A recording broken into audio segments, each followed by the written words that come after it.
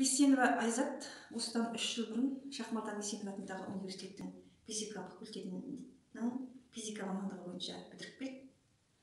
Жас мамандардың бірі. Осы 3 жыл ішінде Айзат өзінің біліміменен көзге түсті. Аудандық кандидат олимпиада мұғалімдерінің арасындағы жарыста физика пәні бойынша 3-ші орын. Мектебіміздегі алғашқы ұстаздардың бірі болып, физика пәні бойынша 3 тілдік курстан өтті, 9 айлық курстан өтті. Осы алған білімнің нәтижесінде қазір физика пәнінен 3 жылдық бағытта мектепте сабақ береді. Республикалық жас мұғалімдер сайысының жүлдегері, 10-шы Ә сыныбының жетекшісі, оқушылармен жақсы тіл табысады, оқушылармен біліміне, олардың тәрбиесіне үлкен мән береді. Болашақта осы мұғалімнен жақсы үміт күтемін, жақсы ұстаз болады деп есептеймін. Айзат апай өте қарапайым, мейірімді ұстаз. Ол өзінің сынып оқушыларымен жақсы тіл табыса білді.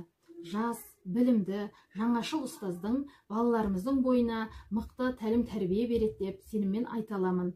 Осы орайда Айзат апайға сәттілік тілеймін. Айзат апай, сіз өте керемет сынып жетекшісіз. Біз оқушылар сізден көп нәрсе үйрендік.